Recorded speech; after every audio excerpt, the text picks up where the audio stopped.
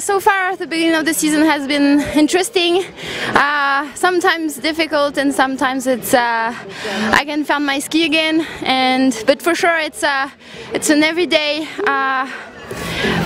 difficulty. I mean, every day I need to just push a bit more and go step by step. So it's going not as fast as I would like, but for sure it's on the right track. And you come there with a gold medal on your neck. Yeah, exactly. What's your expectation or thoughts about Vail 2015? I really want to go over there and to be 100% ready to race and to be able to win. Yeah, I just want to be at the start 100%, and after that anything can happen. It's a world championship and we're all over there to win a medal, so I have the same wishes. Is there some similarity between the course of Beaver Creek and the course of Schladming?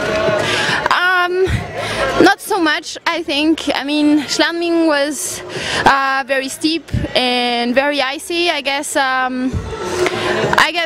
Beaver Creek, we did the GS last year, and it's a bit more like flat parts, then steep parts, then flat parts. It's a bit more complete, and North American snow is a bit more aggressive. So, yeah, a bit of nice and smooth skiing will be, I think, the key.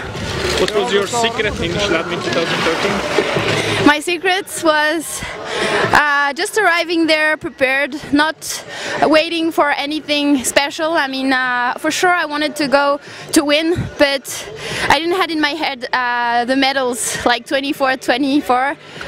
But yeah, just wanted to do my best skis, so I just want to go over there and to think gate after gate and just do nice turns and as fast as I can, and we'll see after the GS what it's like. Good. Thank you and good luck. Thank you.